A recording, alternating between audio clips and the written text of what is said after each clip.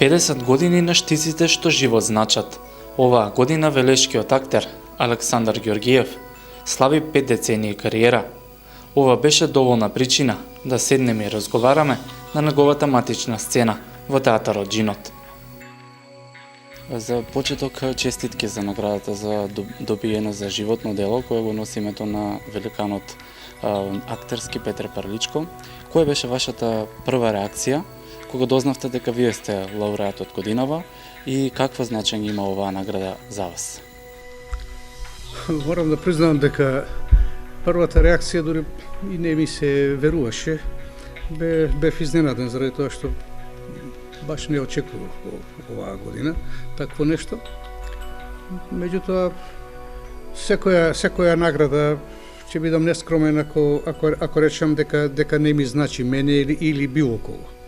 Меѓутоа, за мене е посебно важно што оваа награда е, така да речам, еснавска награда. Ова е од актерите е доделена од Сдруженијето на драмските уметници, зад која што стои и градот Велес, како родно место на Петре Парличко. Самото име ми значи уште повеќе заради тоа што заради личните контакти кои што јас ги имав на времето додека беше тој уште жив. Бевме искрени пријатели, соработници. Чест гостин тој на оваа сцена овде на нашиот театар. Меѓутоа и надвор од театарот се дружевме. Морам да признам дека многу научив од него, не само за професијата, ами и за целокупната организација на театарот. Така да доживотно ќе му бидам благодарен. Инаку наградата како награда, нели, тие доаѓаат и поминуваат за еден одреден период, се заборава. Меѓутоа, она што посебно ми значи, тоа се поготово нам на актерите, тие се две големи награди кои што ни значат, тоа е Петре Парличко и Ристо Шишков. Тие се награди кои што се добиваат од фелата и го носат името на познати актери македонски. Наградата се поглобува и со вашиот јубилеј, 50 години кариера. Може ли да ни кажете како започна вашата љубов кон актерството и кон театарот, или да проговориме малце за вашите почетоци? Да, токму така. Оваа награда се совпадна со еден така скромен јубилеј мој, да речем, 50 години на сцената. Вено негдека во сезоната 63-64 година станав член на Народниот театар тогашен во Велес, поточно на неговата младинска сцена, заради тоа што јас тогаш имав 14 години. И во почетокот играв на младинската сцена, која што работеше репертоар за млади и за деца, но немајќи доволно актери, тогаш театарот имаше, мислам дека 8 актери, дека беа или 9, така да имаше потреба од луѓе на сцената и многу брзо зачекорев и на сцената со возрастните, така да речем, на големата, на вечерната сцена. Во тоа време се организираше аудиција за прием на членови на младинската сцена и се јавив на таа аудиција. Се одржуваше пред актерите на театарот. Во тоа време во театарот гостуваше, работеа, делува Борис Бегин, Благој Анчевски, Руски, Стојче Камчев, Рајна Савова, Стојна Апцева, Милојка Ковачевиќ, Убавка Манушева и уште некои ми просто тако во моментов, Ѓорѓи Бисерков Дампе и уште некои, ако не се сеќавам во моментов. Така да, многу често настапував, од кога дојдов веќе редовно, по неколку представи на репертоарот имав секоја година. Запишав на факултет за драмски уметности, или како што тогаш се викаше оддел за драмски актери при Високата музичка школа во Скопје, која што подоцна го промени името, стана факултет за драмски уметности и факултет за музички уметности. Така да јас сум негде од првите генерации на тој факултет, на таа Висока музичка школа, да речеме, оддел за драмски актери. Дипломирав во 1975 година. За време на студиите и неколку години, 3 години или 4 покасно, мислам по завршувањето на студиите, работев во Македонскиот народен театар, чии стипендист бев во тоа време. Меѓутоа, овде делуваше Младинското драмско студио, односно подоцна се преименува во аматерски театар, и луѓето кои што ги оставив овде, кои да работат на некој начин, со кои што работував додека работев со нив, упорно ме убедуваа да се вратам во Велес за да основиваме професионален театар. Некаде тоа попушти, некаде во 78 година се вратив во Велес. Кога дојдов овде немаше никој, ова беше сала, овој простор беше буквално се распаѓаше. Беше прашливо, мемливо, не се случуваше ништо, единствено кино се случуваше во делот од сцената надвор, во салата, заради тоа што по укинувањето на театарот, зградата беше дадена на заедничко користење на киното 11. октомври и на Младинското драмско студио. Со тоа што салата ја користевме заеднички и имавме по еден термин, односно терминот од 5 до 7 или од 5,5 до 7,5 го имаше киното, а вториот термин го имаше Младинското драмско студио.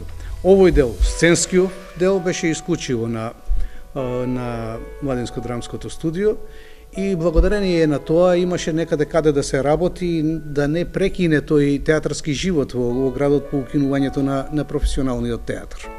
Се професионализира повторно овој театарот некаде во 1986 година. Имено во таа година успеавме, заради тоа што веќе покажувавме квалитет, успеавме наша представа да учествува на фестивалот Војдан Чернодрински, на професионалните театри Војдан Чернодрински. Тоа беше представата Кралот Лир. И фактички бевме примени во, да речем, во редот на професионалните театри во Македонија. Со тоа веќе немаше назад и отпорите кои што беа во тоа време во градот, дали има, дали нема услови, веќе немаше каде, мора на некој начин да го прифатат сето тоа и да почнат да го финансираат театарот. Не се појави. Добро, јас заради тоа што психологот денес не работи, денес не е негов работен ден, тој е денес секој петок и сред. Па јас не познам тоа. Вие сте биле таму? Не. Кога тој не е таму се слуша пријатна музика, таму има телевизор. Таму едноставно може да се седи и да се опушти човек. Таму седи и психички се празни. Ве молам, појдете и повикајте. Колку време му треба на човека да се испразни? Добро, да проговориме малку за функцијата директор која извршувавте во оваа институција и можеби една мала споредба од таа функција со функцијата актер која имате 50 години. Вака,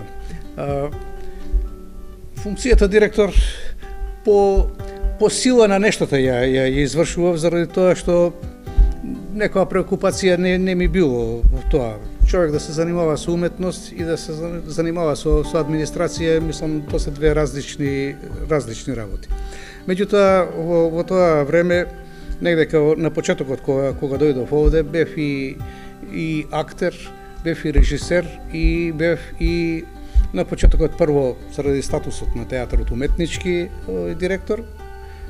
Тоа беше негде до периодот 83-та, 86-та година негде, а од тој период натака бев директор на театарот до 1999 година. Така да, во тоа време беше, морам да признам, многу ми беше лесно на сцена да играм. Тој другиот дел ми беше потежок. Може би заради тоа што тоа на сцена го правев со поголемо задоволство и ми исполнуваше повеќе отколку она друго, но заради тоа што во театарот тогаш немаше технички персонал. Бевме на почетокот 8 глумци со едно административно лице, на почетокот не го немавме и тоа, и едно техничко лице се на се. Останатото се беа луѓе кои што пријатели на театарот, кои што така за некој ситен хонорар, повеќе од љубов го работеа она што наоколу го обслужуваа театарот. Не беше лесно, морам да признам, буквално го крадевме театарот надвор бевме повеќе признати отколку овде. Го крадевме, еден по еден човек се екипиравме, тешко беше за да се добијат средства за тоа. Средства за реновирање на просторот не се добиваше. Во оваа зграда е ладно, како што знаете, во тоа време не беше ни овака, сега малку е позавиткана, поспастрена, да речем вака повелешки. А меѓутоа во тоа време зјаеше ова. Сега овде сонцето го гледавме, кој ќе се ополиш нагоре дење, сонцето се гледаше. Прокиснуваше салата, често меѓу редовите на публиката стававме кофи, каде што капеше, овде на сцената исто така. Ладно беше, знаеше бокалот, водата во бокалот што пиевме за време на пробата, од почетокот до крајот на пробата да замрзне, имаше и на такво време. Меѓутоа, ние на некој начин знаевме да играме и на кратки ракави и голи на сцена, зависи од представата, без разлика на времето. Сезоната на театарот е претежно во зима. Меѓутоа, ако овде 300 луѓе седеа во публиката и не им беше ладно, немавме право ние да се жалиме на тоа. Велес можеби немаше услови за работа и за следење на театарски представи, меѓутоа има, морам пак во секоја прилика го зборувам тоа, дека има најдобрата публика, за која што и ние постоиме. Тоа е обична продажба на папируси. Од кога во Ефес трговијата се смета за престап? Од тогаш, откако Народното собрание на Ефес издаде наредба со која се забранува спомнувањето на името на потпалувачот и сите други дејства, што ќе придонесат да се слави неговото. Точно е. Но тој закон беше донесен дури по една недела од потпалување. А моите луѓе записите на Херострат ги продаваа во шпекторијата. Кога забраната беше издадена, јас во истиот момент ги скинав сите папируси. Не лажи! Ја спомнавте и режијата. Колку време од кариерата посветивте на режијата и во кои проекти се јавувате како режисер на представи? Вака морам да кажам дека не се чувствувам по вокација режисер, актер. Меѓутоа, условите беа такви кои што налагаа во почетокот многу често да режирам. Режирав повеќе представи во тој почетниот период, додека во еден момент реков дека кога станавме професионален театар, дека тоа нашите режии ќе ги сведеме, не режирав само ја, режира и моите колеги, другите кои што беа тука, заради тоа што немаше средства, такви беа условите. Меѓутоа рековме, ајде, тогаш седнавме и рековме, ајде веќе нема да работиме, ќе каниме режисери да доаѓаат, секој да си ја тера својата работа. Меѓутоа тоа не значи дека резко прекинавме, повремено пак режиравме. Имам недека, што знам, што овде во театарот, што негде едно 30 на овој режии, што представи за деца, што представи за возрастни, нели? Не знам, ќе спомнам и така ја повикаа тајната, Пеш, Одмрожек, па што знам, измамници, тешко е да се рече Збогум.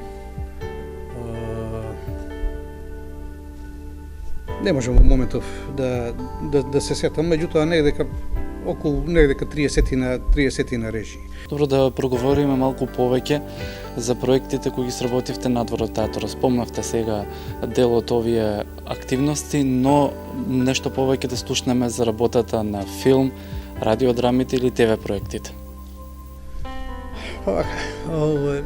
Морам да признам дека на филм многу не сум играл. Сум играл во неколку филма. Додека бев млад, немав време да отсуствувам овде. Овде имав многу ангажмани. Тоа беше. Во телевизија сум играл и повеќе, на радио сум играл во радиодрами повеќе. Радиодрами правевме на времето и овде на Радио Велес. Покрај тоа негде имам снимено циклус на народни приказни по делата на Цепенков. Тоа беше еден циклус кој што за радио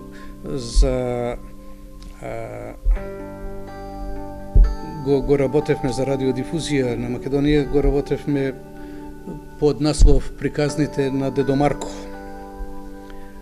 Тоа е некако, што знам, едно 20-тина, можеби повеќе приказни. Циклус на Радио Велес имам цел еден снимено за приказни од древна Македонија, за античкиот дел на Македонија. Тоа одеше, не знам, можеби 30-40, не знам колку беа тие. Уште од најрана младост, туку да рече, уште додека бев овде како во тоа младинско драмско студио, правевме и во Радио Велес и радиодрами овде. Меѓу другите работи тоа, кога отидов во Скопје на студии, а и после во Радио Скопје работев, радиодрами. По телевизија имам повеќе ТВ филмови и ТВ драми снимено, народни приказни, не знам колку се, никогаш не сум бројал од тоа, така да не сум седнал да направам една ретроспектива или да соберам што се сум работел на телевизија.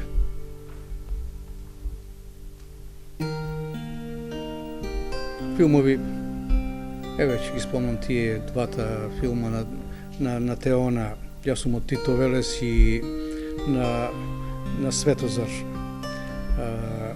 Илузија, од тоа што се снимаше овдека.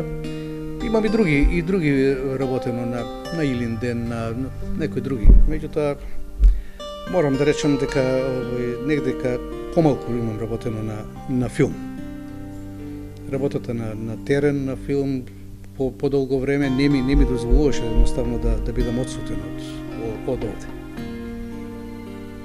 Може би е малку неблагодарно да се издвои, но има ли Александар Георгиев одредена улога во оваа 5-децениска кариера, која ви е особено драга и ви значи посебно? Ова ми е најтешко прашање. Јас на ова прашање не знам, верувајте, не знам одговор. На сите улоги сум им подеднакво сум им дал од себе, сум се вложил во сите. Меѓутоа, на крајот како излегувал резултатот без разлика тоа, меѓутоа не сум двоел на ова помалку или повеќе, и заради тоа сите ми се драги, сите се дел од мене. На сите сум им дал, од сите сум зел нешто од ликовите што сум ги играл во карактерот свој, меѓутоа и од својот на ликовите сум им дал. Така да тешко дека ќе можам. Ајде некој, што знам, вака позначајни што се и во литературата, некои ликови ќе спомнам. Ќе спомнам Квазимодо во Звонарот на Богородичната црква, Разумихин во Злочини казна, Тарелкин во Смртта на Тарелкин од Сухово Кобилин. Не знам, од поновите Доктор Ранк во Нора, многу се, верувајте, повеќе од повеќе од 150 ликови, можеби и 200 сум толку некаде во некои представи по 2 и по 3 лика каде некогаш сме играле. Така да тешко дека ќе можам да одвојам дека која улога ми е подрга или која повеќе ја сакам.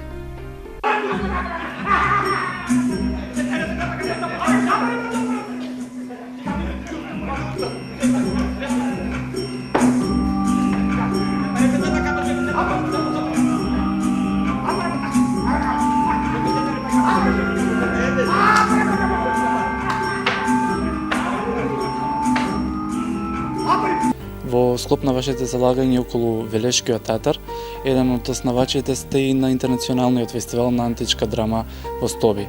Од каде потекна идејата токму на овој антички локалитет да се направи еден таков фестивал и да обстојува до ден денеска? Па е вака.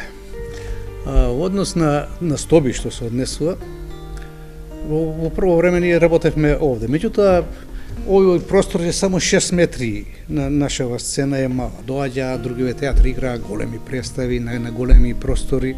Ние за жал бевме хендикепирани, тоа не можевме да го работиме. Од друга страна, често така одев по Стоби и го гледав тој простор кој што стоеше така, а не искористен. Меѓутоа, тој простор немаше технички можности за да се игра. И во 1992 година беше, решивме да пробаме да го на некој начин да го анимираме тој простор во Стоби, да го заживееме, да пробаме да играме представи таму.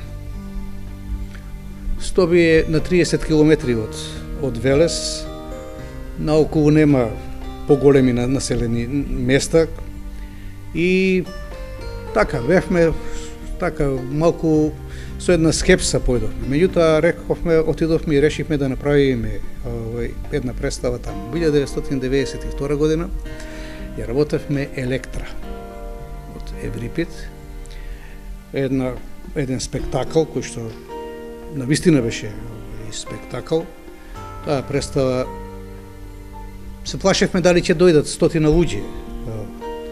Меѓутоа почна да има интерес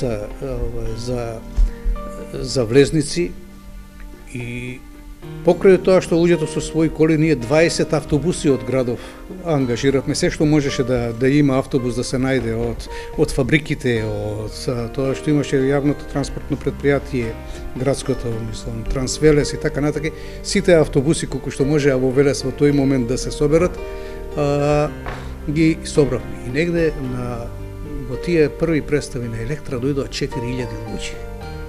4000 луѓе, таму негде колку 1200 може да собере кавеата, тоа гледалиштето, што е. Меѓутоа, еден дел беше целото искршено и испукано.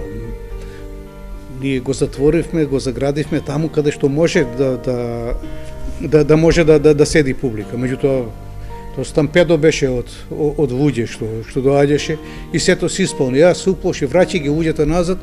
Меѓутоа, тогаш луѓето од Стоби кои што беа вработените, дојде тој архитектот што е таму и вика, пуштете ги слободно, јас гарантирам дека од луѓето нема да падне.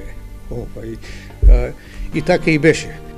Единствена скепса беше тогаш дали ќе можеме за да направиме фестивал. Се роди идејата и таа стоеше тука. Меѓутоа, единствена она што ми беше страфот, што јас се плашев во тоа време, беше дали ќе успееме секоја вечер да донесеме по толку публика, заради тоа што на 15 дена една представа е друго. Меѓутоа, ден за ден, односно преку еден ден, како што се одржуваат тие летните фестивали театарски, поготово заради тоа што една вечер треба за проба и за местење светло и за да може утредента да се одигра, другата вечер да се одигра представата.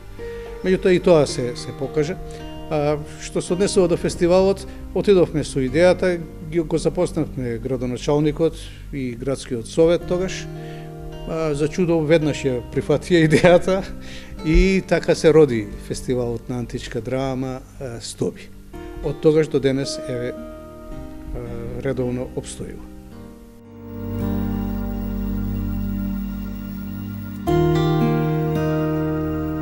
Во јубилејната 50-та година од кариерата, Георгиев ја дочека и новата театарска зграда.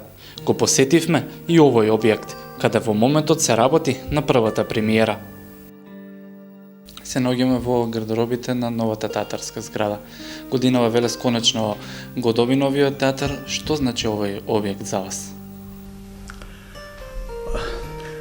Пред се ова значи многу, заради тоа што многу време го чекавме. Некаде од 1994 година почнавме процедурата, да речем, за изградба на овој театар. Најпрво со добивање на локација, па со обезбедување на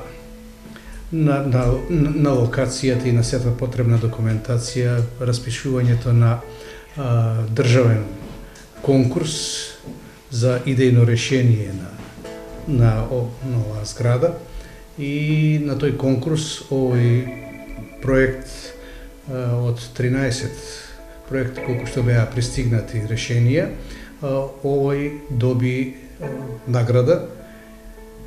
Меѓутоа се почека малку повеќе време додека почна изградбата. Но како и да е, веќе е готова зградата и деновиве се надевам дека ќе во најскоро време ќе почнат и представи да се изведуваат на сцената на овој театар. Во моментот се подготвува и премиерата со која ќе биде отворен театарот. Вие сте дел од неа. Може да ни кажете кои се вашите очекувања и кога може да очекуваат Велешани, но и македонската театарска публика да се отвори театарската зграда?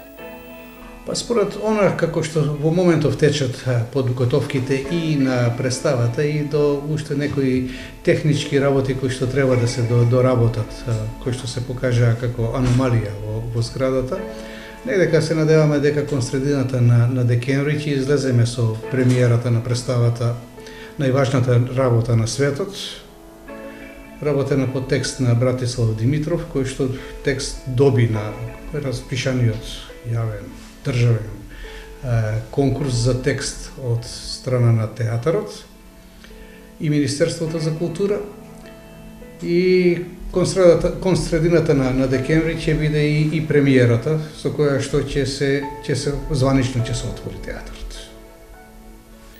Од месец јуни година ви официјално започна вашите пензионерски денови. Како Александар Георгиев планира да ги помине и дали сепак ќе се навраќа овде посебно во новата театарска зграда и да помага на своите помлади соработници, кои во досега во кариерата ви беа најблиски? Секако. Не знам, се уште не сум ги осетил тие пензионерски денови, иако административно сум во пензија од 1 јули. Меѓутоа, еве, како што гледате подготовките за новата представа се во тек. Уште една представа е започната да се работи, која што негде во најверојатно во првите денови на јануари, може би до крајот на годината ќе биде готова. Значи во два проекта паралелно сега сум вклучен. Се надевам додека ме држи здравје дека така ќе остане и понатаму. Едноставно јас не можам без сцената и таа е дел од мене, поголемиот дел од мојот живот сум го поминал на сцена. Додека ме служи здравје, секако дека ќе помагам колку што можам на помладите колеги, заради тоа што знаете како е театарот. Нити јас можам да ги играм ролите сега веќе на младите, нити тие што се за мене. Така, секогаш ќе требаат татковци и дедовци, барем таму каде што ќе треба, така да се надевам дека додека ме служи здравје, секако дека ќе бидам на сцена. Почетокот на пензионерските денови кај Георгиев започнуваат со новата театарска зграда, што покажува дека и во престојниот период театарот останува централно место за овој велешки доајен на актерството.